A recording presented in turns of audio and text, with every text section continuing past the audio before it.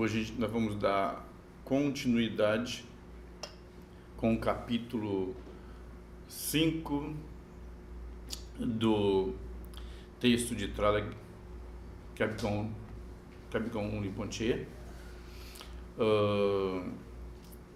a essência do budismo, né? Nós fizemos 4 capítulos, vamos fazer o 5º, que o título dele é Budismo Mahayana. Eu não estou com o texto em português, eu estou vendo em inglês, então talvez o que eu falar aqui não vai ficar igualzinho que está a tradução do livro em português. Estou usando um texto em inglês aqui, mas vamos tentar. O subtítulo é Ajudando Outros é Ajudar a Si Mesmo. Então ele fala, agora nós deveremos nos voltar para o período mais recente, né? Porque antes, até o 4º capítulo, foi falado do primeiro giro da roda do Dharma, do budismo lá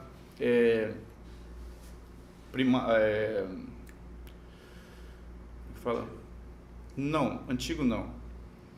Você tem do primórdios, do primórdio do Buda, né? Que é referido todo ao caminho básico.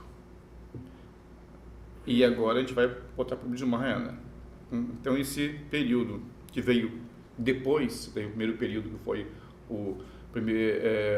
as tradições mais primeiras do Buda, que ele ensinou, e depois que veio o Mahayana. Então isso como as escolas, que tinham várias escolas, o primeiro estilo da roda do Dharma, dos sutras em Pali, das escolas que seguem os sutras em Pali. E agora nós vamos entrar na parte do Mahayana. Então, a tradição Mahayana tem 2 aspectos, que é a tradição do Sutra, né? A tradição Mahayana do Sutra, e a tradição do Tantra Mahayana, de acordo com o budismo tibetano. Tá? É claro que para quem não é do budismo tibetano, não é Vajrayana, ou que é só do budismo Mahayana, como o chinês, como eles não têm o budismo Vajrayana, eles não vão ter classificação. Eles vão ter só o budismo, a tradição dos sutras, a tradição Mahayana. O budismo tibetano que segue como prática o veículo Vajrayana, ele vai dividir a tradição Mahayana em um aspecto do Sutra e o aspecto do Tantra, a tradição do Sutra e a tradição do Tantra. Então, o Mahayana normalmente é distinguido, né, do budismo anterior, ou Hinayana, a qual literalmente significa veículo pequeno. Mahayana é o veículo grande, ou às vezes traduzem como o veículo universal, né? Mahayana é o veículo grande.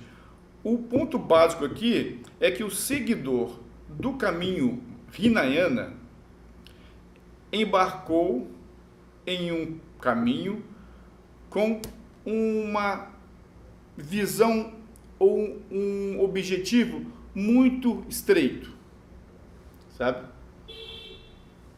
E muito particular. Então, como em particular das pessoas que querem atingir a iluminação para si mesmo somente. Então, porque na verdade, quem adentra no caminho Hinayana, ela tem um aspecto de liberação do sofrimento, das causas do sofrimento, mas o foco é a própria liberação. Não surgiu esse começo do caminhar junto, não tem uma visão para outros. Não no caso de ser egoísta, não, mas é assim, uma coisa que nós todos temos, naturalmente. Quando nós estamos sofrendo, ou estamos dentro de uma situação difícil, nós não suportamos essa situação. Nós queremos nos livrar daquele sofrimento. Entendeu? Então o foco é sempre nós livrarmos da nossa situação de confusão, né? E já essa pessoa, ela não é considerada como alguém merecedor de seguir o caminho Mahayana. Quando nós olhamos para isso dessa forma, nós deveríamos perceber que Hinayana necessariamente não se refere ao budismo Theravada, como algumas pessoas pensam que é. Após o Buda, Paranirvana de Buda, né, o budismo se dividiu em 18 seitas, 18 ramificações. Uma delas, né, foi o budismo Theravada. A seita com a qual o Mahayana estava interagindo mais de perto, a ideia do Mahayana, do caminho Mahayana, era conhecido como Sarvastivada, ou traduzindo seria pluralismo, a qual acredita, né, ou acreditava, em uma existência última de uma entidade mental e física. Essa escola Sarvastivada, ou Sarvastivadin, né? O Buda, o Buda ensinou, deu ensinamentos, mas ele nunca explicou como funcionavam os detalhes daquilo. Vieram depois a se criar teorias, né, e visões filosóficas sobre o que o Buda ensinou. Por exemplo, o Buda ensinou no começo, não existe o eu, né? O eu é formado nada mais, nada menos do que assim, dos 5 skandhas, que é sensação, percepção, forma, formações mentais, mais consciência. Mas o Buda nunca disse que esses 5 fenômenos, ou esses 5 skandhas, se eles eram existentes ou não. Ele falou que o eu, que a gente já sabe, acreditava, o Atman, esse não tinha existência. Então ele falou da não existência do eu, do sujeito, mas ele não falou da existência do eu, do objeto. Então, para essa escola, eu estou só tentando clarificar um pouco mais a ideia disso, é que eles, para poder explicar como as coisas funcionavam, e até para debate com os grandes outros pensadores de outras tradições, contra a realidade de todas as coisas, então para eles achavam que, tem a consciência, os quatro dos skandhas nascem ou surgem de um skandha que é a consciência. Então, para isso acontecer, essa consciência mental, ela tinha um instante de existência. Ela não existia como um Atma que surgia de um local, passava a vida toda como se fosse um globo, né? A alma, ou Atma, essa coisa que é impermanente, imutável e existente por si só, ela surgia, foi criada, surgiu de Brahma ou de alguma coisa assim, e passava de vidas após vida aquilo. O Buda rejeitou essa ideia, como foi visto no começo do livro. Ele foi numa série, somos uma série de continuidades de existência. Mas essa existência, essa consciência que acontece, para essa escola, ela tinha um tempo que ela existia, até dar realidade a outro instante de consciência. Era um instante de consciência dando surgimento a outro instante, e assim fazia esse fluxo. Não era a mesma, mas também ela não era nada diferente da antiga, porque ela surgia da antiga, mas não era mais antiga. Então você pode dizer que ela dizia a mesma coisa. E assim continuava. Mas existia um tempo mínimo para isso, em que ela mantinha uma existência. Então, geralmente eles falavam que chamava de ketik, esse tempo. Em tibetano chama ketik, ou traduzindo é um instante, um momento. E isso seria mais ou menos isso aqui, dividido por 60. Uma unidade é um ketik tibetano. Não sei como se chama em sânscrito. Mas é isso, é o tempo de que sustentava dentro do tempo a consciência, até que ela desse origem a outra. E a mesma coisa também, eles tinham a visão, ou a teoria, ou o ponto de vista, que apesar das coisas serem ilusórias, não serem o que são, na verdade, mas existia uma partícula última por trás dessa realidade, como se fosse um átomo ou coisa qualquer. Uma partícula última. Porque o Buda não havia ensinado ou discorrido sobre a não existência dos fenômenos, ele falou da não existência do eu. E continuando no texto, esse era o pensamento da escola Sarvastivada, então fala, quando tais mestres como Nagarjuna e Chandrakirti vieram em cena,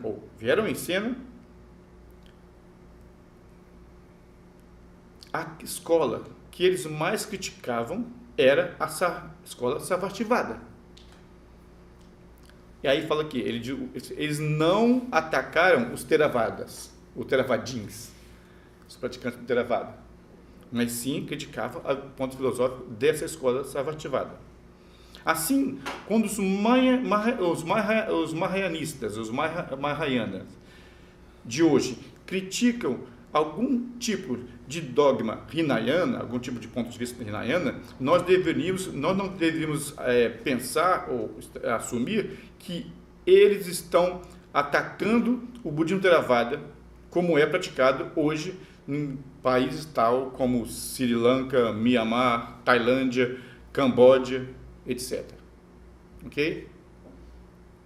Essa é a grande coisa aqui no meio do budista, às vezes, de achar que há crítica dos Mahayanas em relação aos Theravadas. Isso é muito importante de deixar claro, né? Para se fazer um clareza, porque a tradição Theravada é a única que sobreviveu dessas 16 seitas que surgiram, ramificaram logo em seguida ao Parivana de Buda, depois que o Buda se foi, né? Os mais antigos. Algumas vezes a palavra Sravakayana é usada como um sinônimo para Hinayana. Sravakayana ou Nyento Chitepa em tibetano significa o veículo dos ouvintes ou daqueles que ouvem. Hinayana, então, não se refere a um grupo de praticantes, né, de uma particular escola, mas é relacionada com ouvir os ensinamentos e assimilando eles através de um nível intelectual, sem realmente praticando. Nyen, em tibetano, significa ouvir. E to significa ter assimilado o que se tem ouvido em um nível intelectual, mas não praticando. As palavras tibetanas são muito claras no significado delas. Assim, um Shravaka é uma pessoa de capacidade limitada que não tem realmente assimilado o ensinamento do Buda. Ele só assimilou uma parte do ensinamento do Buda. Isso explana ou esclarece por que os Mahayanas, têm dito que as pessoas deveriam aspirar ou não à perspectiva Hinayana, mas para a perspectiva Mahayana, a qual é também como é que fala? Quando você bota junto? Equivalente, né, ao que nós chamamos de Bodhisattvayana, o caminho do Bodhisattva. Um seguidor Mahayana é também conhecido como Bodhisattva. O termo para alguém que, diferente do seguidor Hinayana, quer expandir a sua visão de crescimento espiritual. Bodhisattvas simplesmente não se limitam a eles mesmos, desejando só ajudar a eles mesmos. Em vez disso, eles percebem que, ajudando os outros, eles estão, de fato, fazendo alguma coisa para eles mesmos. Este é o ideal, então, do Bodhisattvayana ou Mahayana. Ok? Nós vemos, então, que Hinayana e Mahayana não são determinados por doutrinas, escolas ou sistemas de credo, mas pela atitude interna, mantida pelos praticantes com respeito, com relação à sua prática espiritual, de como eles conduzem a prática espiritual.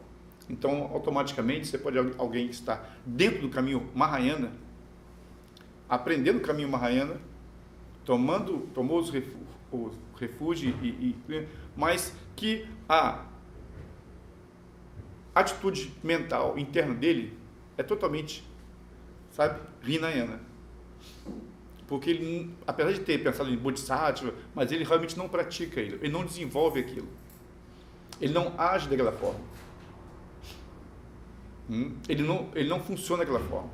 Pode falar que todos os seres podem beneficiar, que todos os seres se beneficiem, tomar todos os seres são beneficiados com paixão e assim, assado, externamente, mas na atitude interna dele, de quando ele sente as coisas, do que ele foca as coisas, do que ele se direciona a fazer, não é baseado nisso. É baseado apenas no cuidado consigo mesmo, na visão de não sofrer ou do conforto ou da felicidade dele, e não uma coisa totalmente externa em relação aos outros. Então você pode ter, supostamente, pessoas que você pode apontar como Hinayanas, que não praticam Mahayana, mas que são totalmente Mahayana.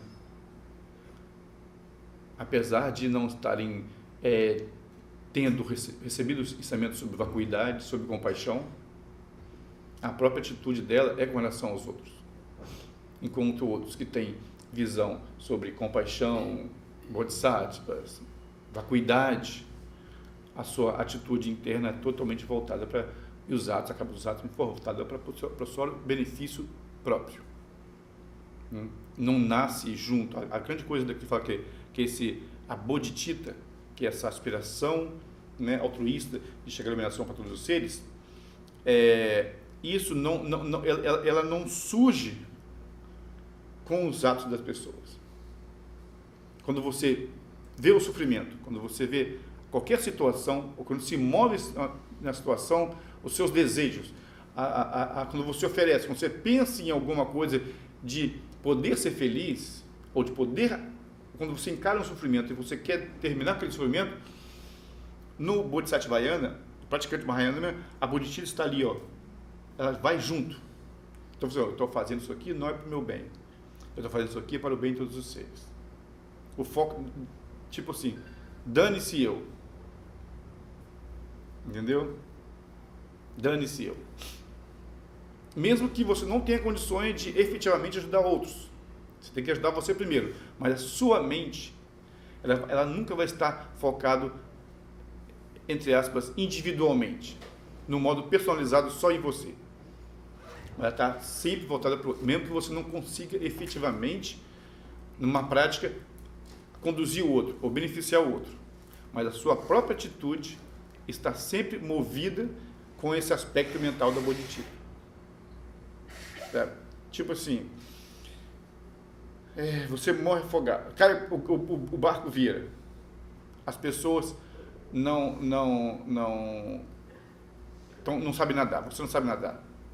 A sua ideia seria, vou salvar os outros primeiro, entendeu? Mas se você não sabe nadar e não tem onde você agarrar, você vai querer se agarrar. Mas a ideia de querer se agarrar e se salvar é porque você quer se agarrar e salvar para poder salvar os outros.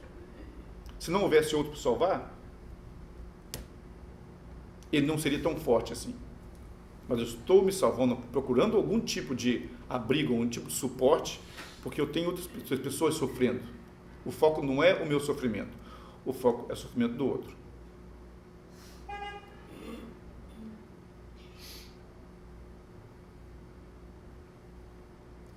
Então, nós vemos então... eu cheguei aqui. Isso. Os praticantes Mahayanas percebem seu objetivo não simplesmente como se livrando do sofrimento, mas sim como livrando outros seres do sofrimento. Eu espero que a minha tradução esteja inteligível. Eles funcionam ou trabalham para o benefício dos outros no entendimento que, para fazer uma coisa para outros, isso também é fazer alguma coisa para si próprio.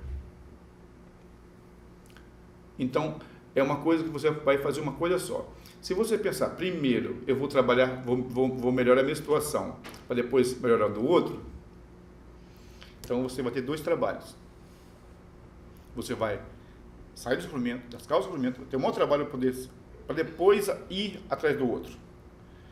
No Mahayana, se você já foca no outro e faz no outro, automaticamente você está mantendo, como é que é?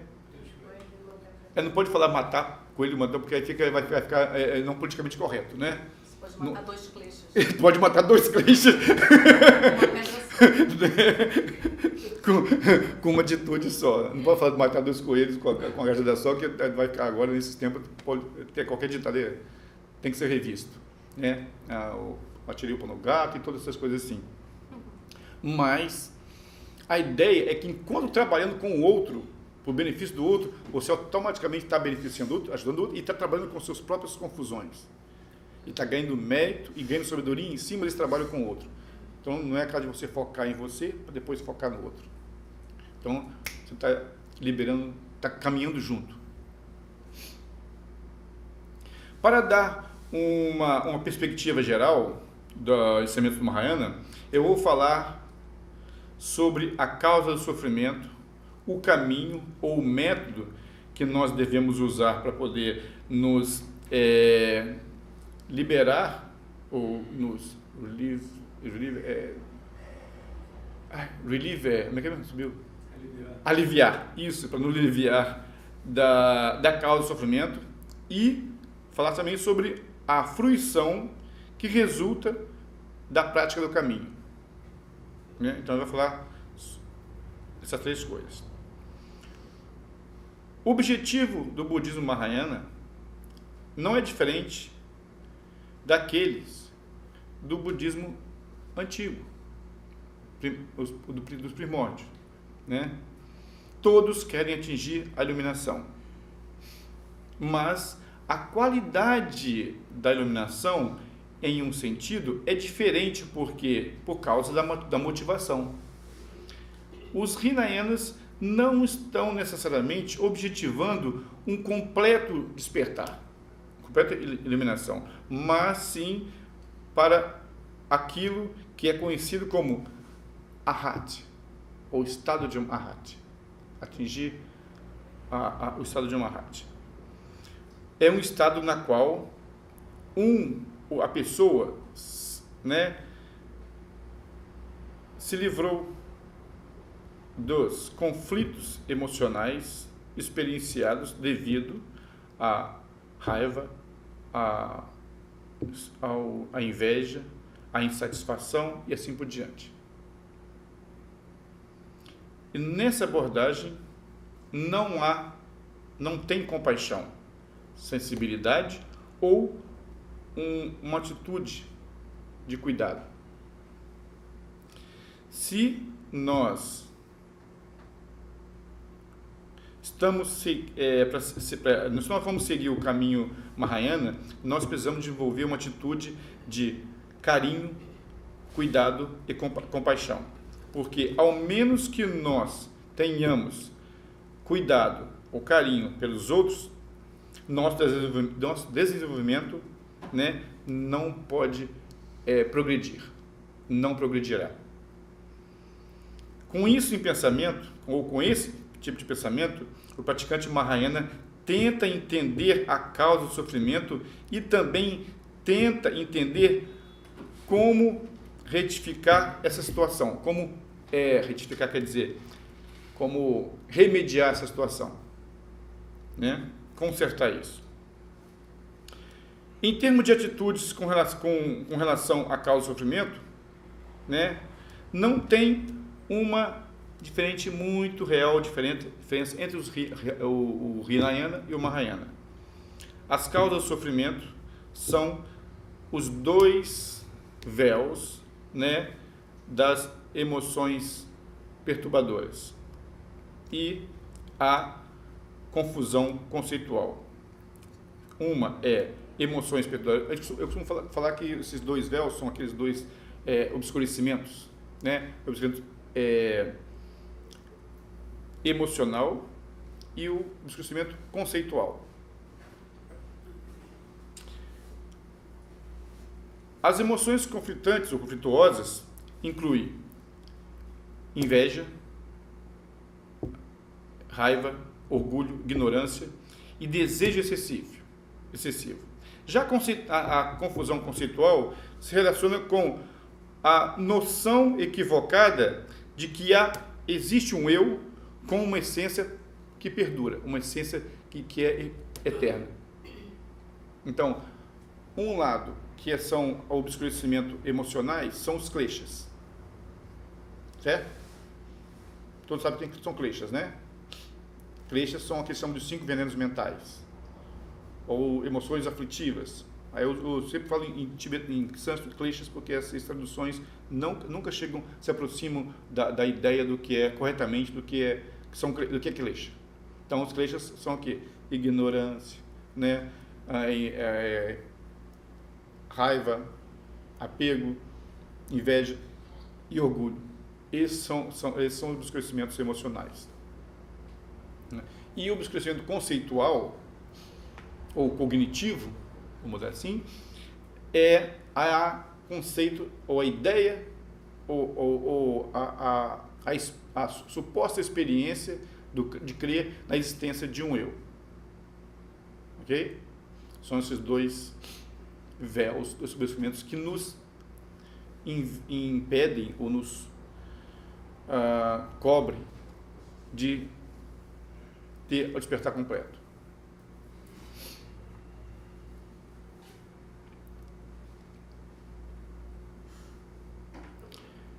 Então, os Hinayanas e Mahayanas entendem que o sofrimento resulta de não ter um entendimento apropriado de si mesmo e das suas emoções, ok? Não tem o entendimento do eu próprio, como também das emoções. De acordo com a tradição Mahayana, há uma diferença entre Hinayana e Mahayana, ou os ideais espirituais dos dois, e os meios adotados para poder realizar esses ideais. Como nós dissemos antes, os Hinayanas estão somente preocupados com o seu próprio bem-estar e querem atingir o despertar por sua própria causa, devido à sua própria situação, né, que se encontra. E assim, eles não têm a mesma capacidade dos Mahayanas. Isto não quer dizer que o praticante Hinayana nunca pensa em compaixão e amor. Essas atitudes podem estar lá, mas não da mesma proporção que está com os Mahayanas.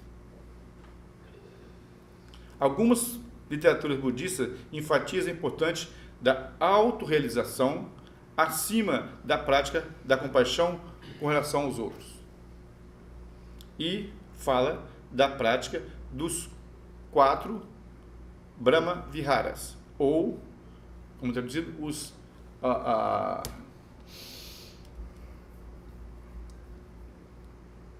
os 4 divinos habitats, né? Abodes é habitat, não é isso? Abide é o lugar onde se está, ou abodes, de abide. São moradas. As 4 moradas divinas, ok? Que é amor, bondade, compaixão, alegria e equanimidade. Os budistas mahayanas vão muito mais além, dizendo que se você quer atingir a iluminação, obter a iluminação, precisa fazer isso com uma abordagem de duas...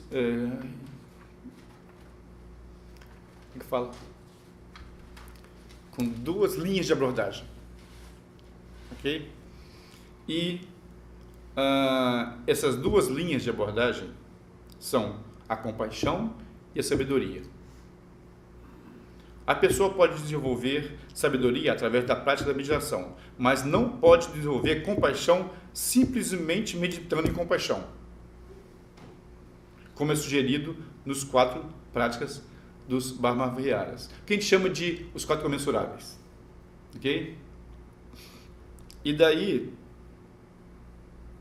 no Mahayana, nós temos práticas tais como o Lojong, que literalmente significa treinamento mental, mas normalmente, isso é dito, falado como a prática do dar e tomar e receber, tá? Que chama de Tonglen.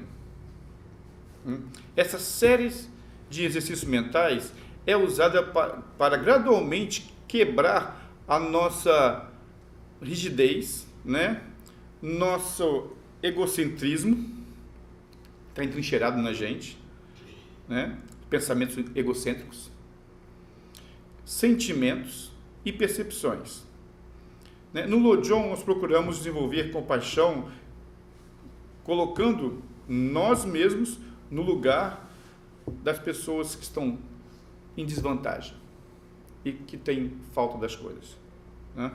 Mas o Mahayana diz que, sendo compassivo, sendo de ajuda, sendo preocupado e tendo uma atitude altruísta, não é suficiente por si só.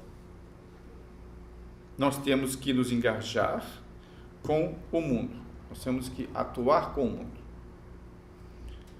A prática da meditação e da observância das práticas habituais e a observância das práticas habituais deveria ser tomadas ou levadas na vida do dia a dia. Não apenas no ambiente monástico. Nós temos, de fato, viver no mundo. Essa atitude vem do que os Mahayanistas dizem sobre o Sansara sendo igual ou idêntico ao Nirvana. O que faz isso? O que isso significa? Isso significa que isso não é o mundo que nós estamos renunciando. Não é isso que nós temos que nos abandonar ou largar, todas as responsabilidades sociais, para se poder desenvolver ter um desenvolvimento espiritual. É nossa atitude que é a coisa mais importante, de acordo com o Mahayana.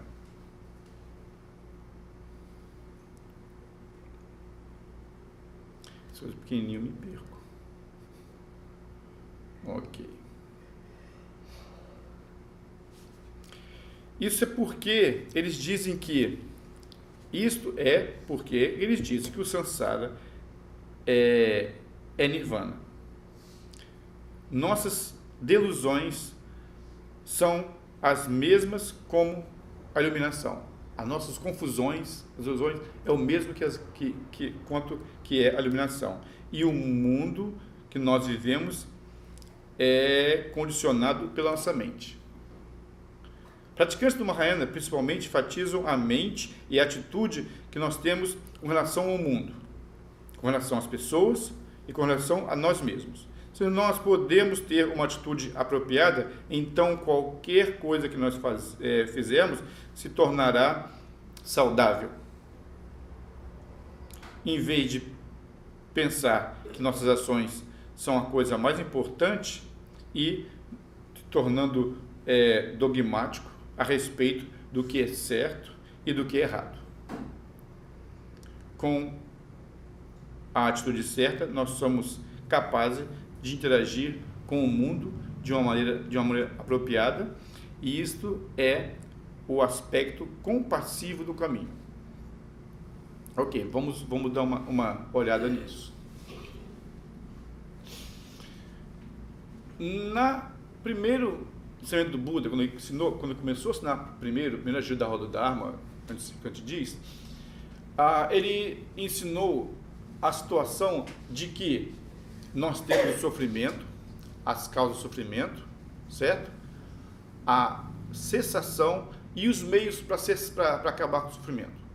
E aí, o que veio? Veio a renúncia. A primeira coisa que tem disso é a renúncia. Tem que renunciar àquilo que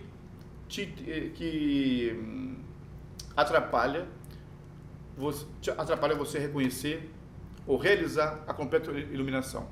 Tudo aquilo que te segura, que são os kleshas, que são os apegos, tudo. Então, a ideia é que você vai renunciar a todo esse apanhado de coisas do sistema de vida para poder ter mais liberdade para poder seguir o caminho espiritual. Então, aí entra todo o código monástico, o código de Vinaya. Vai vir um monastério e você, ok, não vou me envolver, não vou ter família, porque a família me cria apego com mulher, ciúme, marido, apego com filho, raiva com situações. Então, tudo aquilo ali, e eu fico fixado naquilo, então tudo aquilo ali vai fazer surgir dentro de mim esses kleshas. E esses kleshas são a causa da minha, como é que fala? Estagnação nesse sistema. Em contraponto à liberação. Porque eu não consigo lidar com as coisas. Então, o que eu faço?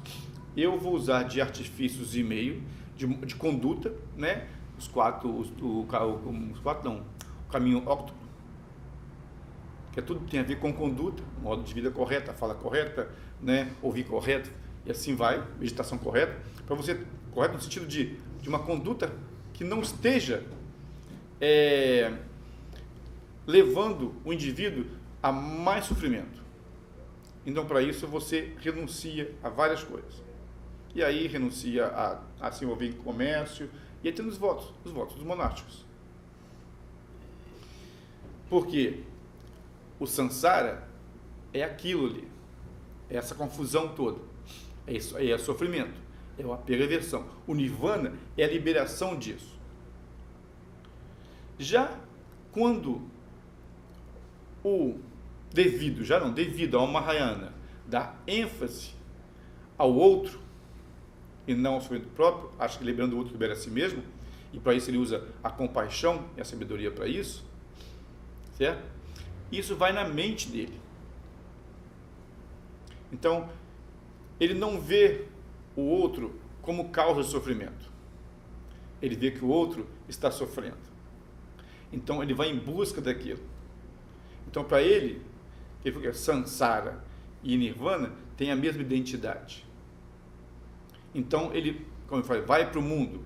O Bodhisattva, no mundo. No mundo porque ele vai treinar. Aí, o Bodhisattva tem uma metodologia de treino dele. Né?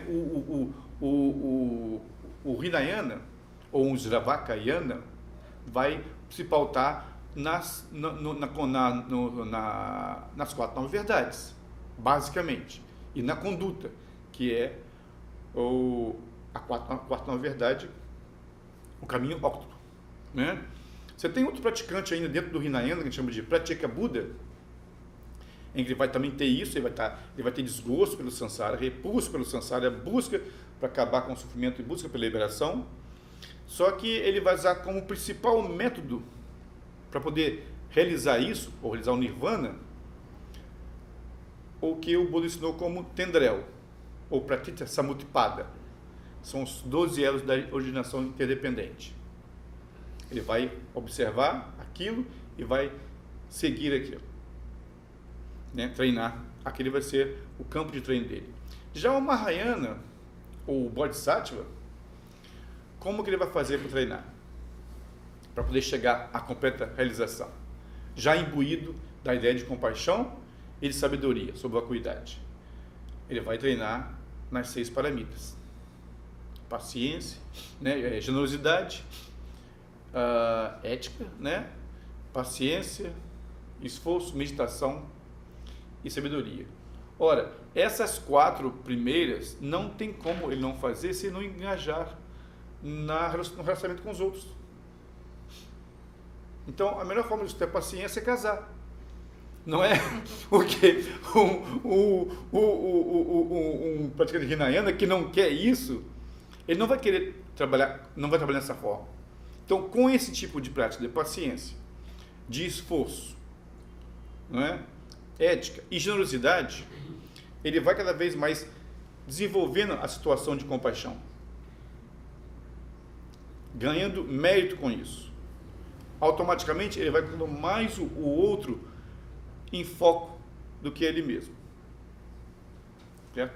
Isso eu estou falando da parte de compaixão, sem falar a parte de sabedoria ainda. Tá? Porque a compaixão, lembra que tinha 2 obscurecimentos? Vocês? Né? O emocional e o cognitivo. Então, como se lida com o emocional? Ou vai desobscurecendo esse obscurecimento, vai eliminando ele através da compaixão, através da prática da compaixão, através do acúmulo de mérito. E quando você vai trabalhando com compaixão e melhorando essa situação dos 5 kleshas, você vai acumulando mérito. Ok? Por quê? Porque o caminho do Bodhisattva é lidado com o outro. E o método para você trabalhar esses 5 kleshas, né, é através do lidar com o outro. É através de você acumulando a situação e transformando isso. E purificando isso. Purificando a raiva, purificando o apego, o orgulho, a inveja. Você vai purificando isso através da prática das 6 paramitas. E aí, no caso, com essas 4 primeiras. Generosidade, né, conduta, ética e paciência e esforço. E com isso você vai acumulando condições positivas para meditar e através da meditação você fazer o quê? Realizar sabedoria. E a realizar sabedoria, nesse contexto, significa de você realizar como a realidade de todas as coisas, sua e do outro. Realizar a natureza ilusória do eu e dos fenômenos e não marcar preso a isso. Mas primeiro você, como explica aqui, ele começa trabalhando dessa forma. Então vocês vão ouvir falar que o Buda, durante 3 grandes kalpas, ele veio acumulando mérito e sabedoria, até que chegou a 2000 e, sei lá, 500, 700, 800 anos atrás, ele foi e culminou, né, chegou à culminância desse estado, dessa acumulação de mérito, mais o treino da sabedoria. E se tornou um Buda, ou despertou completamente. Por quê? Porque ele vem amealhando isso com o tempo. Através das 5 perfeições. Ele vem acumulando mérito e desenvolvendo sabedoria. Então, o que ele fala? Que Sansara e Nirvana são idênticos, não tem um lugar que você vai, porque não tem dualidade. Porque aí, nesse ponto do Mahayana, talvez adiantando um pouco, foi quando o Buda falou também sobre a não existência do eu dos fenômenos. Então ele disse, aí vocês vão lembrar que lá no Sutra do Sharamnimpo, ou conhecido como Sutra do Coração, Prajamita Hridaya Sutra, ele vai falar, não tem forma, não tem consciência, não tem percepção, não tem informação mental, não tem sensação, não tem olho, consciência da visão, não tem ouvido, não tem nariz, não tem boca, sabe? Então aí o Buda aponta não só a não existência inerente de um eu, mas também mostra a não existência inerente, real, daquilo que compõe o eu, do fenômeno, dos skandhas, das consciências que compõem isso, dos objetos de tudo. Então, não tem um samsara existente, real existente, sólido, ou com um tempo em particular, como diz o Sarvastivada, um momento de consciência, nem com uma partícula última que compõe e que nós nos enganamos achando que é outra coisa. O outro mas não tem nada lá. Se você for mesmo procurar, não tem um instante de consciência. Porque não, aí, através dos Sutras Paramita, são 17 sutras, de 100 mil versos até o de 100 versos, ele vai falando sobre essa sabedoria de ver que não há uma realidade intrínseca em nada. E aí é o ponto em que muda totalmente o caminho do Buda Dharma, e aí que entra essa ideia do Mahayana. Porque ele gera uma sabedoria da não existência do outro, e aí ele foca todo esse caminho, que são as 6 paramitas, no trabalho com o outro. Ele sabe do sofrimento samsara, ele sabe das causas, ele sabe de tudo, sansaricamente falando, né? Mas ele sabe que esse samsara também não tem essência nenhuma, não tem o que fugir dele. Ele não tem uma existência real que existe sofrimento. Não tem sofrimento, não tem causa de sofrimento, não tem sensação, não tem o caminho óptimo. Porque, em realidade, aquilo que você pensa estar fugindo não existe intrinsecamente. Então, em essência, samsara e nirvana são os mesmos. Não tem uma coisa que você faz, está num lugar, e sai, se libera, acaba com o samsara e vai para um lugar chamado nirvana, ou lugar de paz. Porque não tem uma realidade intrínseca no samsara. Automaticamente não vai ter uma realidade intrínseca no nirvana, de alguma coisa você vai. Então, esse é o modo do Bodhisattva agir, caminhar. Então, ele vai tomando isso. Então, ele não precisa, supostamente, todos os mahayanistas primeiros, não eram envolvidos com o monastério, com o sistema monástico. Depois que o sistema monástico encampou também, digamos assim, né? Todos os mahayanistas eram laicos. Por quê? Porque dentro do dia a dia é que ele ia treinar o caminho para a liberação. Ele ia treinar a generosidade, ele ia treinar a paciência, a ética, a fazer o que deve ser feito, não fazer o que deve ser feito. Isso quer dizer, fazer aquilo que vai te levar à liberação e não fazer aquilo que te prende mais na confusão. E o esforço jubiloso, que é se esforçar para atingir aquela realização, que é o antídoto contra a preguiça. E dentro disso, ele vai meditar, né? E aí depois, quando chegar na meditação, vai ser aquela coisa básica. Aqui nós já falamos um pouquinho antes. A parte de meditação, que vai ser a prática de shamatha e a prática de vipassana. Para poder realizar, através da meditação, ele vai realizar a sabedoria da não, vamos colocar, da não existência intrínseca nem de um eu pessoal, individual, e também de um eu dos outros. Então, esse caminho do Bodhisattva, ele não separa nem ao samsara nem ao nirvana. Porque ele sabe que samsara e nirvana não tem nenhuma identidade para ser pegada. São apenas meros fenômenos, sabe? É como se você, como faz daquela coisa, você vai no cinema, vê o filme, mas não tem nada acontecendo ali. São apenas imagens, não tem ninguém morrendo, não tem ninguém nascendo, não tem ninguém sofrendo, sabe? Intrinsecamente não tem ninguém acontecendo ali. Então, as pessoas que não realizam a sabedoria disso, elas se levam emocionalmente, elas choram no cinema, ela dá soco no cinema, na briga, ela fica puto com bandido, torcendo pro mocinho. Por quê? Porque ela está totalmente ainda poluída pelos kleshas.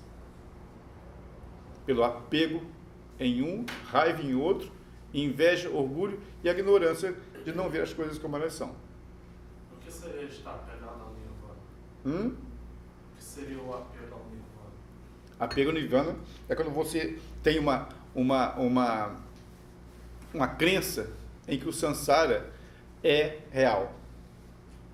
Aí você se apega, e como o samsara é sofrimento, você se apega a uma coisa que não é sofrimento. Isso é lógico. Você não quer ficar sofrendo. Entendeu? Aí tem a visão de que eu vou para o nirvana, na paz, na cessação completa de todo sofrimento. E nesse estado existe o completo repousar, sem nenhum sofrimento. Aí você se torna um arhati. Então, ansiar por uma terra pura também seria um apego? Não. Apego não. O problema todo é fixação. A terra pura já dentro do Mahayana, não tem nada a ver com o Hinayana. Entendeu? Não, estou só comparando o nirvana. Não compara com o Nirvana. Não tem. Nirvana, o Nirvana, você pode ter desejo por Nirvana, aspiração do Nirvana, mas quando chega o Nirvana não pode ter apego por ele, porque a realização do Nirvana é simplesmente a dissolução de todo apego, é a dissolução de todos os kleshas, em que você não é movido mais por isso, não é regido mais pelos 5 kleshas. Então, para falar que tem apego, nem apego tem. Na verdade, você chega ao Nirvana pela completa dissolução dos 5 kleshas, mas da meditação em si, da não existência de um eu inerente, autoexistente, permanente e eterno. Então, essa é a realização do Nirvana. Que não é a liberação total. Seria correto dizer que no caminho Hinayana, Vinaya, há uma fixação pelo samsara? Que você tem que renunciar? Não, ele não tem uma fixação samsara, mas tem o que se trabalha não é fixação samsara. O que se trabalha é uma repulsa pelo samsara e uma busca pela liberação, a busca para finalizar o sofrimento e as causas do sofrimento. Entendeu? Não é a fixação do samsara em si. Mas é uma solidez maior, né? Solidez porque ele não trabalha com a não existência intrínseca dos fenômenos do outro.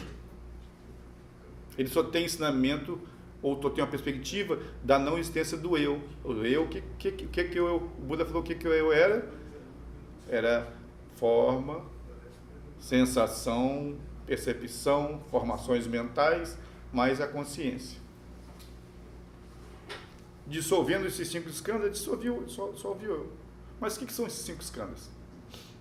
O que é essa consciência? Aí ele foi desenvolvendo várias escolas de pensamento em relação a isso, para explicar o que o Buda falou.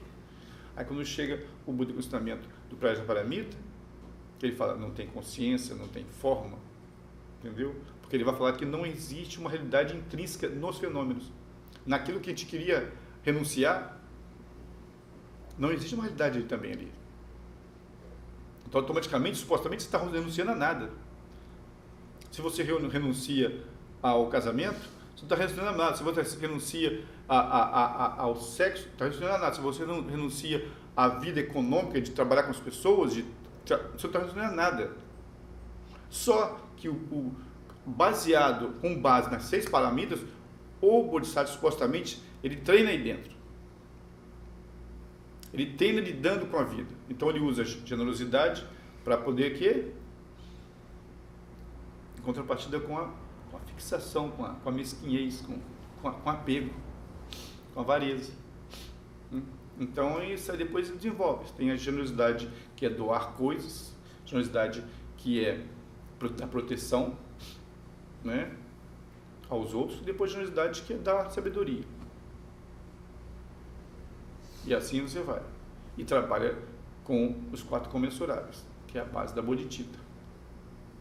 Por quê? Porque você, como Bodhisattva, o alvo não é você. O alvo é o outro. Você é a consequência da realização do outro. Quanto mais você consegue realizar o outro, beneficiar o outro, trazer não sofrimento e não mascar o sofrimento ao outro, você está trabalhando com você mesmo ao mesmo tempo. Os seus mesmos cálculos. Aí seus kleshas automaticamente vão diminuindo. Porque o foco não é eu não posso ter raiva, eu vou afastar meu objeto da raiva. Eu não posso ter inveja, eu vou me afastar do objeto da inveja. Não. Meu foco já é diferente. Meu foco é beneficiar o outro. Não estou importando com a minha inveja. Sabe? Quando eu foco no outro, eu paro de dar importância a mim mesmo. Eu não vou estar olhando para a minha inveja. Eu não vou estar alimentando a minha inveja. Não vou estar alimentando a minha fixação, as minhas ideologias. Não vou estar alimentando e solidificando e dando cada vez mais base para os meus desejos.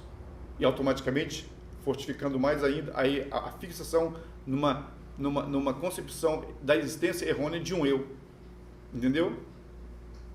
Quando você vai para o outro, e o outro, quando eu digo outro, não é um, é a imensidão de seres que existe, praticamente você dissolve, dilui o seu eu. Quanto mais você olha para o outro e busca o benefício do outro, você dilui cada vez mais o seu eu. E aí eu sempre já falei algumas vezes aqui, e eu sempre lembro que quando perguntaram o 16º Karmapa, se o Buda tinha eu. Se o Buda Shakyamuni, ou se um Buda tinha um eu. Ele disse, tem. O Buda tem eu. A diferença do eu do Buda e do nosso eu é que o eu do Buda são todos os seres sencientes. E o nosso é só esse aqui, é um só. A ideia, a fixação de um eu do Buda são todos os seres. Como todos os seres são infinitos, sabe? E a nosso eu é só voltado para uma coisa só. A nossa fixação de eu é só em como é que fala? É muito individual. É um indivíduo, é uma coisa só. E se a gente começar a prestar atenção, às vezes, a gente fica tão voltado dos holofotes para a gente mesmo que a gente parece que vira, sabe o quê? Vira uma... Como é que chama mesmo? Sabe quando dá uma supernova? Uma supernova, uma estrela. Depois começa a rodar e começa a virar um buraco negro, porque a gravidade é tão forte, vai ficando forte, vai concentrando tudo num só. Né? Acontece isso. Condensado. Vai condensando e você vai pegando tudo em volta para satisfazer aquilo em você. Quanto mais você tem uma percepção e atitude egóica voltada só para você vai, de uma forma geral, sansaricamente falando, não do caminho de liberação, do modo de operar do sansara, você vai buscando coisas externas para satisfazer aquele eu. Ele cada vez fica mais guloso, mais ganancioso, a ganância aumenta e nada satisfaz, então vai pegando mais, e cada vez que você pegar mais condensado e mais poderoso ele vai ficando. A ideia do Bodhisattva é espalhar, é perder identidade, beneficiar outros. O Buda Shakyamuni, nesses 3 kalpas, praticou o caminho do Bodhisattva. Praticou o caminho do Bodhisattva. 3 grandes kalpas. Teve aquela dúvida quando alcançou a iluminação de espalhar os ensinamentos ou não. Na verdade, o Buda não teve dúvida, você tem várias histórias dentro. O Buda não teve dúvida. Como é que o Buda, depois de ser Buda, vai ter dúvida? Não faz sentido. Não é? Eu vou virar Buda com dúvida. Aí ele perguntou, será que eu virei Buda mesmo? Pois é, vai ficar uma coisa... Vai ficar um cachorro atrás do próprio rabo, uma cobra comendo o rabo dela, sabe? Se você fazer... Pô, lógico, o Buda vai parar e vai ter dúvida, sabe? Não é... O que a gente vê com isso? Já falei isso para você como é que é. O silêncio do Buda foi a primeira manifestação, o primeiro ensino que ele deu. Como você vai ensinar a realização completa da budeidade? Como você vai ensinar a completo estado de liberação? Então a primeira coisa que ele mostrou foi aquilo. Não tem como falar, não tem o que ser. Depois que ele foi colocando de uma forma relativa para a gente. Sabe? Então aquilo, quem pudesse ver o Buda nesse tempo, já via o que era. Quem tivesse a capacidade, o mérito e as condições de ver, via, assim como como os deuses viram um Brahma e Indra, e os deuses viram o Buda, viram a realização de um Buda, e sem lhe falar nada, porque eles tinham capacidade sensitivas para isso, eles tinham outras percepções. Aí se diz o quê?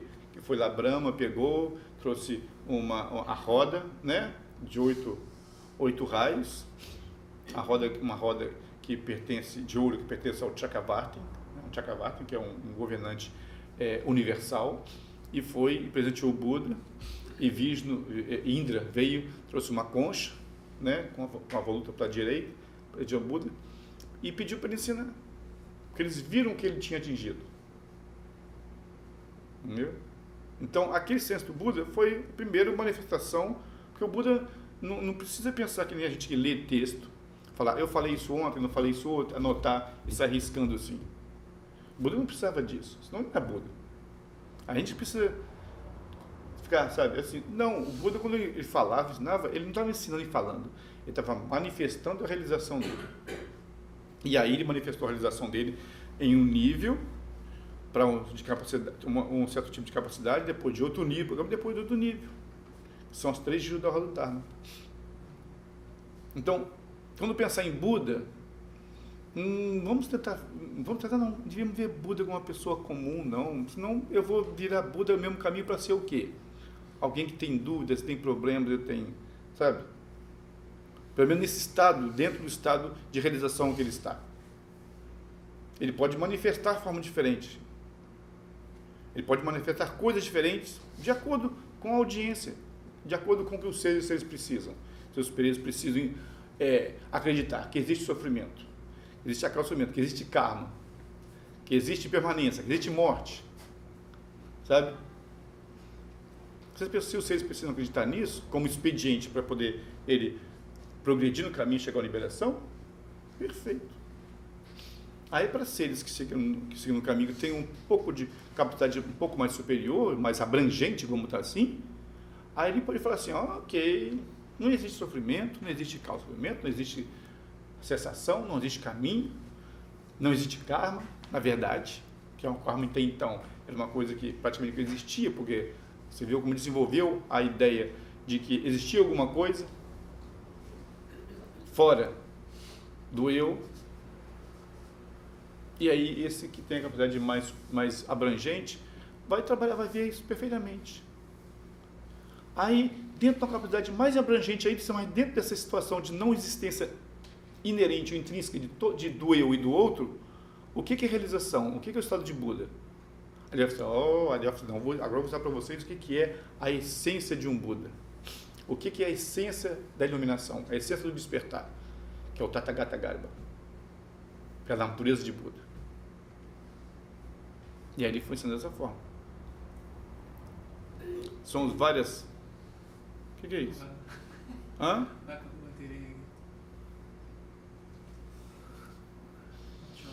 Tem que botar uma bateria de caminhão aí. Coloca o do meu aí no meio. Ok, mas também não terminando, tá? Quantas horas aí? 10:16. Isso, então tá. Tem alguma pergunta, alguma coisa? Eu tenho. Quando a pessoa é um monge Vajrayana, então tá tudo incluso, né? Tem o Vinaya, tem o Mahayana e o Vajrayana. É isso? Tem que pensar uma coisa, Vajrayana é um método dentro do Mahayana. O Vajrayana, ele é Mahayana. Não tem Vajrayana que seja budista, que seja fora do Mahayana. Tem Hinayana e Mahayana. Dentro do Mahayana você tem a metodologia Vajrayana, ou Tantrayana. Por isso que ele falou no começo da tradição Mahayana, 2 tradições. A tradição do Sutra e a tradição do Tantra. Tá? Dentro do Mahayana. E não tem, o Tantra e o Vajrayana não é uma coisa, não é outro caminho separado. Totalmente separado do Mahayana. E aí o budismo tibetano tem a particularidade de ter os 3 yanas juntos. Ele poderia ser só Mahayana, com a metodologia, os meios de prática, Vajrayana. E totalmente abolir ou não adotar a visão Hinayana. Mas o tibetano não, ele engloba tudo. Então ele tem o Hinayana com o modo de estilo de vida, de conduta de um monge, no caso o monge, mesmo os praticantes que não são monges, né, com o tempo adotam uma dos compromissos dos votos da conduta, que aí seriam os 5 votos de Upasaka, sabe? Os ditos votos de ética ou de moral de conduta: não matar, não roubar, não mentir, não ter má conduta sexual e não se intoxicar, né? Pelo menos isso. E tem a primeira coisa também, o refúgio. O primeiro voto que tem refúgio é um voto Hinayana. O refúgio, você fala o quê na prática de refúgio? No Buda, no Dharma e na Sangha, eu tomo refúgio até o despertar. Pronto. E eu não voto totalmente Hinayana. Aí, uma Hinayana adiciona lá, né, que através da prática das 6 perfeições, eu posso atingir essa liberação para o bem de todos os seres. Mas o voto de refúgio em si é um compromisso, um voto Hinayana. Então, não tem como. Você já entra nessa situação. Aí o budismo tibetano, o praticante do budismo tibetano, ele tem como Mahayana a mente de compaixão, né, ou bodhicitta, com o entendimento ou realização, ou entendimento da vacuidade, da não existência inerente nem do indivíduo, como também do sujeito, ou do objeto do sujeito. E o que ele usa para poder alcançar essa realização? Em vez de ficar acumulando, supostamente o Vajrayana, ficar acumulando 3 grandes kalpas para poder chegar ao Buda, tá amealhando as 2 acumulações, que é de mérito e sabedoria. Lembra que eu falei com vocês? Uma para trabalhar com os subscrecimentos emocionais, outra para trabalhar com os subscrecimentos cognitivos. Aí você fica treinando. Aí você esparamida, meditação, para três grandes kalpas, para chegar um dia a ser Buda. O que o Vajrayana faz? Ele usa um método especial. Né? Então, a prática do tibetano, a metodologia, não é o caminho do Bodhisattva. Não é essa que eu expliquei antes, não estava falando de ir para o mundo, de fazer... Ele vai usar certo método, que é a prática tântrica, que é o Vajrayana, que é trabalhar com o corpo sutil, de acordo com os ensinamentos do Tantra, da tradição Mahayana Tantra. Nós temos o corpo sutil, que são os canais, né? Os nadis, certo? Os prana e os bindos, as essências. E através desse trabalho,